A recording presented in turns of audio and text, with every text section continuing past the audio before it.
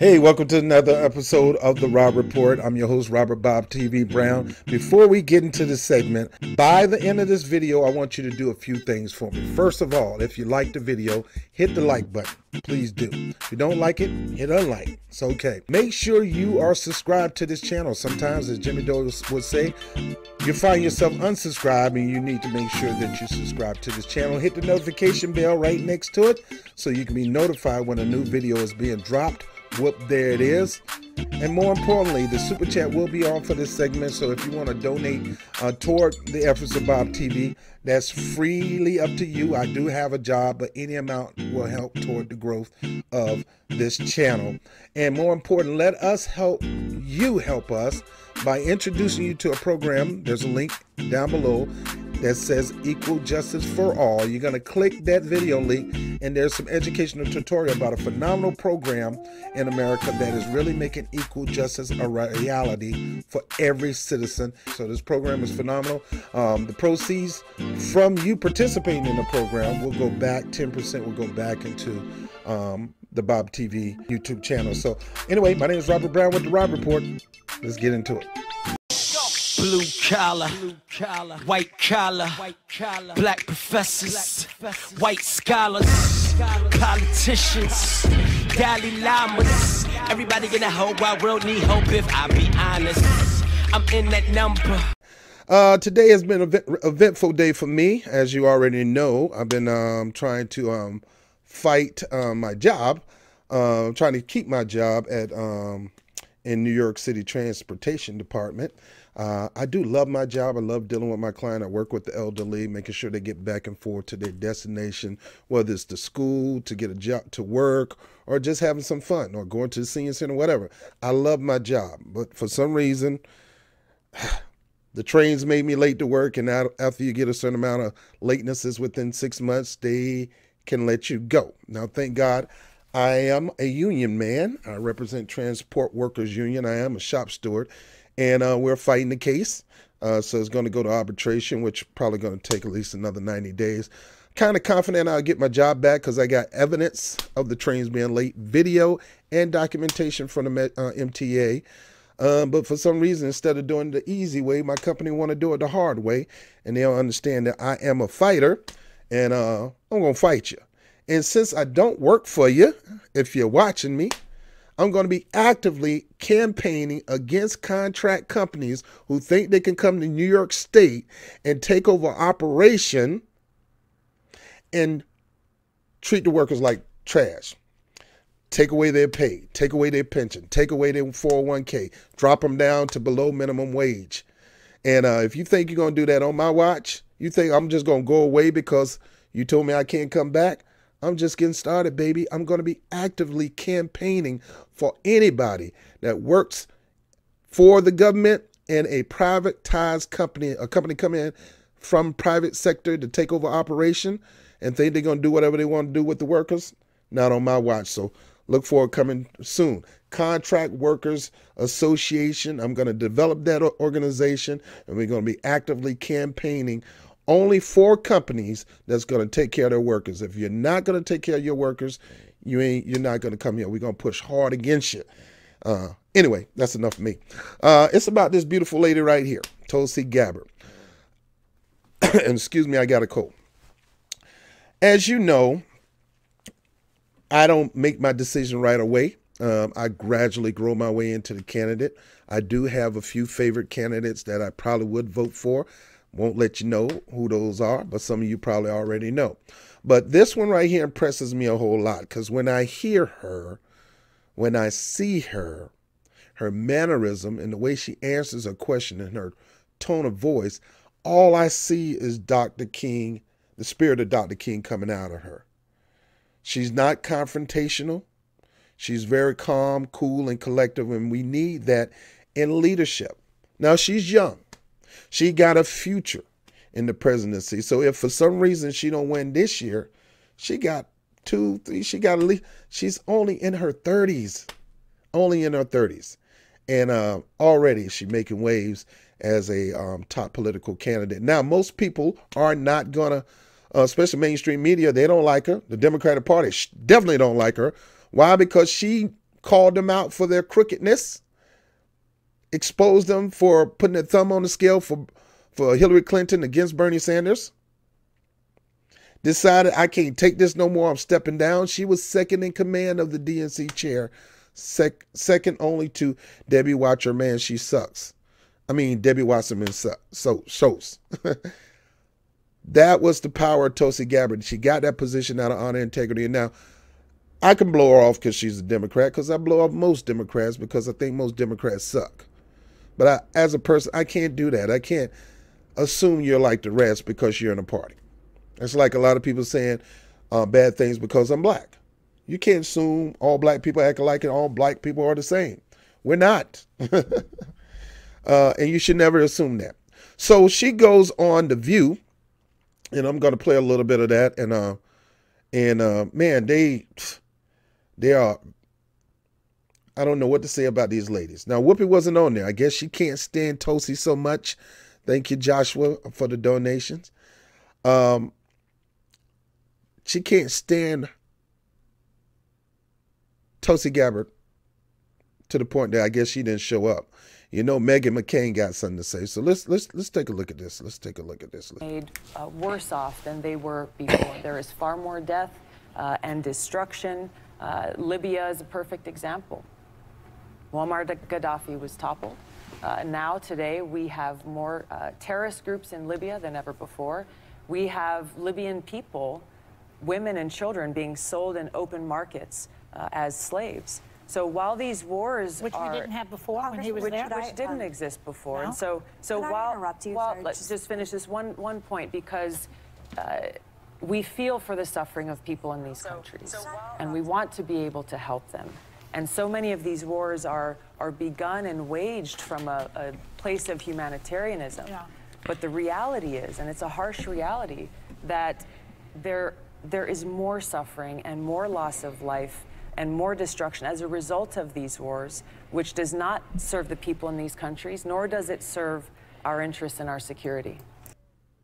She's speaking from her heart. She's speaking from experience. She's speaking from an avenue of things that she's seen with her eyes, which most people in Congress don't ever get that option.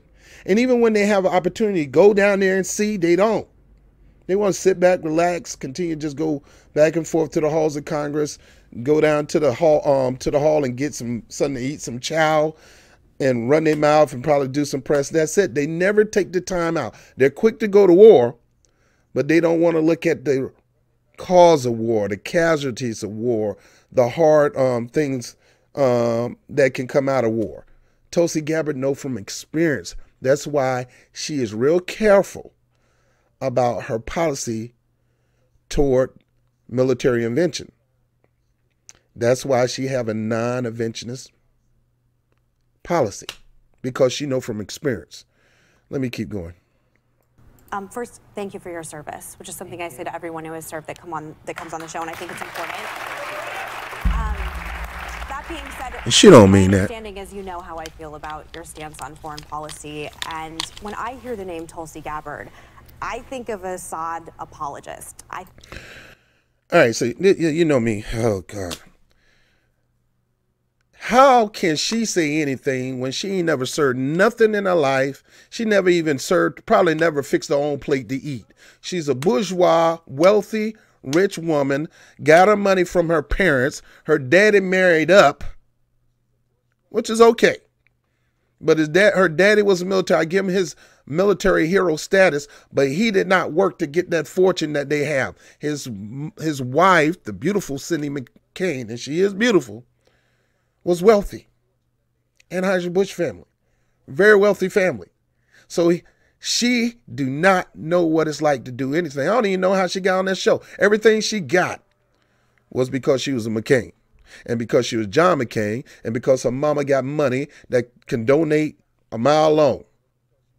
And she got the nerves to sit here and question Tulsi Gabbard about her stance, and she gonna say something as dumb and asinine as, when I hear Tulsi Gabbard, I think Assad apologist. She have never apologized for Assad. She is skeptic about some of the killing of his own citizens, because it is skeptical that it all came from him. A lot of it could have came from our end, which armed rebels on both sides. So she's a little funny about how to speak on Assad. But for her to say that, and she never done nothing a day in her life but run her mouth, is really offending to me. Let me keep going. Think of someone who comes back to the United States and is spouting propaganda from Syria. Oh, God, please, please help me, Lord.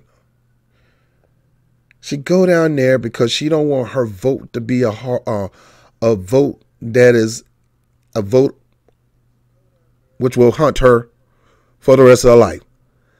Which all of them should be doing that. Before you go on vote on the war, why don't you go down there on the ground and talk to the people and listen to the people and see if you can even talk to the leaders to see if you can do something to change the situation before it gets worse. But no, these punk politicians, they don't want to leave the United States unless it's something that's going to put money in their pocket. Yeah, they'll vote on the war in a minute and don't even know what's really going on. They only go listen to CIA, which I call the CIA, the FBI, and all these alphabet boys. Let me keep going. Have said that the Syrian President Assad is not the enemy of the United States, yet he's used chemical weapons against his own people 300 times. That was a red line with President Obama. That was information that the CIA and the intelligence agency told Obama, and you guys just automatically just trust them. And that's what they're banking on you to do. Trust them in all things when they cannot be trusted. And right now, let me be quiet. That is not our enemy. 13 million Syrians have been displaced. So when you say regime change is hurtful for the country, but gassing children isn't more hurtful, it's hard for me to understand where you come from a humanitarian standpoint if you were to become president. Now, she never said gassing kids isn't hurtful. She just saying, while we're sending our troops, why are we sending our men to die to try to topple a dictator when that dictator have not done nothing to the United States? Sure, we can find some ways to pressure him not to do stuff like that if he did it. I guess you're going to call me a side apologist too, because I'm questioning. I question everything, baby. Everything. But for you to run your mouth and not understand where she's coming from, you were sitting in your mama house probably in the playroom somewhere doing something dumb while she was out there on the field handling her business, trying to find out what's really going on in Syria. Which your daddy wouldn't even take time to go out. God rest his soul, rest in peace, John McCain. Your daddy wouldn't even take time out to go down there and see what was going on the ground. Well, you're putting words in my mouth that I've never said. You did not say that Syrian President Assad is not the enemy of the United States. Say it now. Clarify. The issue. Oh, Tulsi, just get some hood in you, girl. Say, shut the. Oh God. Here is how can we help alleviate. You see that eye? She looked like she want a pimp slapper. The suffering of people. Just really one moment. Is he an enemy of the United States? An enemy of the United States is someone who threatens our safety and our security. There is no disputing the fact that Bashar al-Assad in Syria is a brutal dictator. Now, she said what you wanted to say. There is no disputing the fact that he has used chemical weapons and other weapons against his people. She said it's something again you wanted to hear. There are other terrorist groups in Syria who have used similar chemical weapons and other weapons of terror against the people of Syria. This is an unfortunate thing that wrenches at every one of our hearts. This is not something I'm disputing, nor am I apologizing or defending these actions. My point is that the reality we are facing here is that since the United States started waging a covert regime change war in Syria, starting in 2011, the lives of the Syrian people have not been improved. Their well-being has not gotten to a better place. Their suffering has not decreased. It has increased, in addition to the fact that al-Qaeda is stronger in Syria today than ever before. So not only are we dealing with the fact that this regime change war we've been waging in Syria has not helped the Syrian people, it has made their lives worse off. Bashar it has also his people undermined our national security. Why don't you listen, Meghan McCain?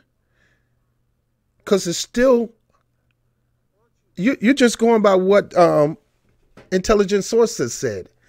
Actually, Meghan McCain is not even going on what intelligence source said. She's going by what the news said, which most people do that, including people I know close to me. They listen to the news and assume that what the news is saying is correct, instead of questioning to see if they're lying. Meghan McCain has not been on the ground. She is not a person that has security clearance, so she don't get the information from CIA, FBI, or any other intelligence agency. She's just a woman who has parents, a dad that was part of the Senate who has clearances.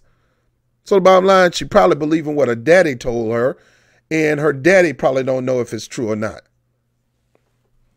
Leaving us in a place where al-Qaeda is a stronger threat there than they ever have been before. Tulsi. And Iran has greater influence in Syria than ever before. Tulsi, you and I know each other, and you and I have had these discussions and arguments over text and over phone. I've told you how much, yes. Yeah, over text. You act like she can't have friends? You act like she can't have a homegirl that she can go party with every now and then? Shut up, Meghan McCain. God, dog, she gets on my nerves. We disagree. People text, right? We disagree on this issue. We've had it on the phone as well. I'm very troubled by the tweet about Venezuela that you've put out. We've talked about that. What Maduro is doing to the people of Venezuela. There's over 3 million that have been displaced. People are starving. He's not allowing humanitarian aid in. He is a thug. He is a dictator. He is. Oh, Lord, don't let me get on this one. All right, so just in case some Republicans up here, the reason Venezuela is in the situation that they've been in lately is because of our sanctions that we put on Venezuela, because we couldn't get what we want out of Chavez. Chavez did try to extend his hand out to Obama, and Obama slapped it. The other ones did not want to have anything to do with Chavez, because they sit on the best oil reserves all over the world, And bad enough, we already selling our soul out to the Saudis. Bad enough, we're trying to kill every black and brown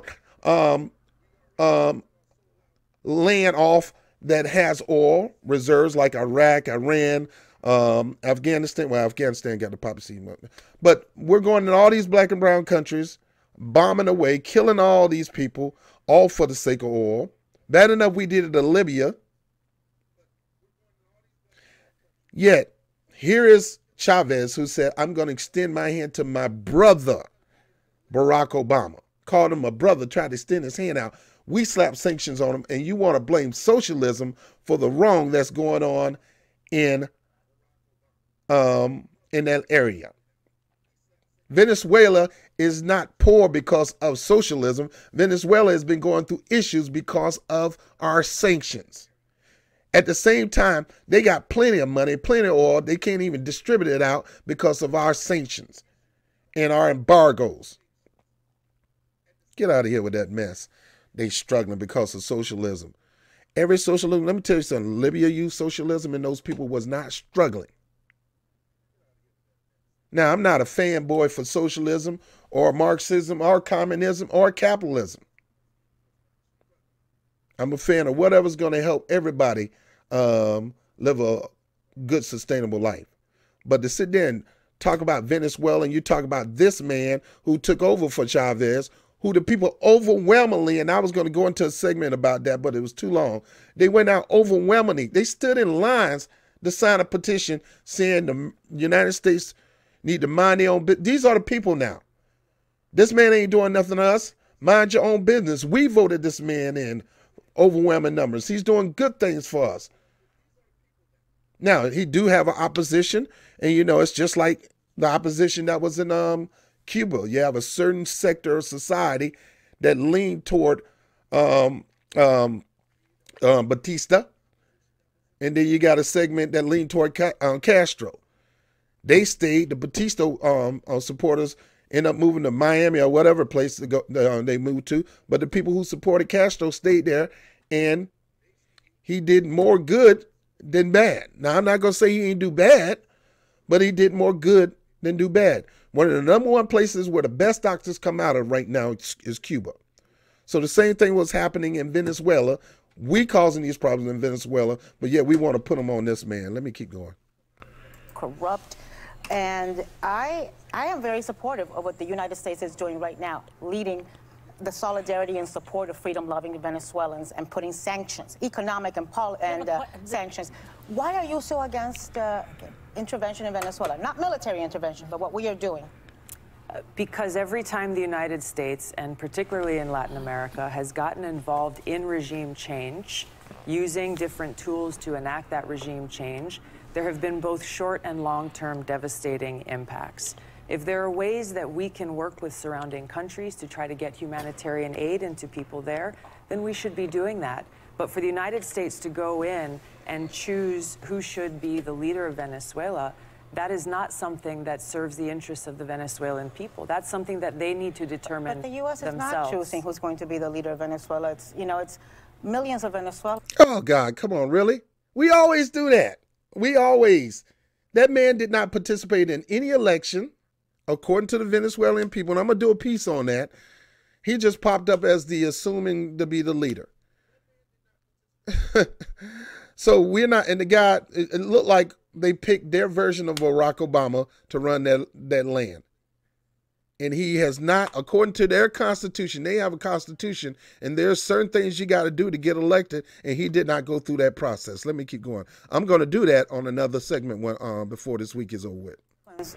Marching on the streets. But do you put military intervention on the same level that you put economic and diplomatic efforts? It's just as bad. The United States has used both military, CIA, sanctions, and other tools to intervene and enact regime change in countries around the world.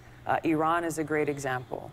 The CIA led a covert operation to overthrow the government in Iran decades ago in Mossadegh.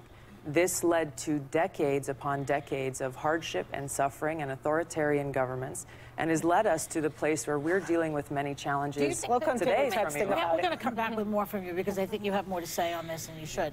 I'm just wondering if this particular position that you take is going to be a popular one in the Democratic Party. This is a position that I have found many Americans appreciate and understand is paying the price for these regime change wars that are not helping people in these countries, and they're counterproductive to our interests at home. I believe Trump said something similar when he was running. Did he not? Am I wrong about that? He may have, but the problem is he has not carried through. No. He has gone back and has broken his promises. Did pretty good. I got a cold. Okay, I'm always sneezing. All right. So she did good. I rate her A on this. She was very cool, calm, collective. She ain't smacked nobody, because sometimes you might want to smack somebody. I know deep down in her heart, she was smacking all of us. But she didn't smack. She was still being presidential, cool, calm, collective, answer the question. And they're going to throw all these questions. What get me, oh God, what get me is, why are you fighting peace? Why are you not on the side of peace? Why are you looking for a reason to go out there and start dropping bombs on people, start raiding certain areas and tearing up people's homes? Bad enough their homes are being ramshacked, and they're looking for places to stay, and a lot of them stay, and a lot of them are displaced, and a lot of them are refugees. Bad enough we're participating in that, on top of the fact that we're funding both the opposition and ISIS. Yet we're talking about toppling Bashar, when we're not there to topple Bashar. We're actually there to fight against ISIS, which he is doing the same thing. Now, don't get me wrong. He probably is a dictator. I don't know Assad. I'm just going by what I hear on the news, too, like McCain. But come on, people. We just keep putting our mind in places that it don't need to be. So, all right, so that's what I said, sinuses. Tulsi, you did a good job. This is why one of the reasons why I think you're going to do good in the Democratic primaries. Her mindset is not about what the Democrats think. She said, look, I just don't care what they think of this. This is my stance. This is what I believe. Forget what the party believes. I'm not doing this for the party. I'm doing it for the people. That is what I honor. That is what I respect. And I appreciate that about Tulsi. So hats off to Tulsi. And look, you get a chance, donate to our campaign. I know some people ain't going to like me for encouraging that. But look, I want to see her on that debate stage. The Democratic Party, the DNC do not want her on the stage. The media do not want her on that stage because they don't want nobody talking about peace, bringing our troops home, taking that money that we're spending in taxes to keep them out there, and funding the American people in certain things that can uplift them. They don't want that, so they're going to try to do whatever they can to move the goalposts for her being on the stage. So by all means, go to her website. I think there is a page where you can contribute. I think it's about 60. I say get her $100,000 to be on the stage, and let's get her numbers up to whatever percent that is required to get on that debate stage. She needs to be on that debate stage. She needs to be on there because she's talking stuff that's going to help the American people, that's going to cause more peace in this world versus these other people who just don't know what they're talking about.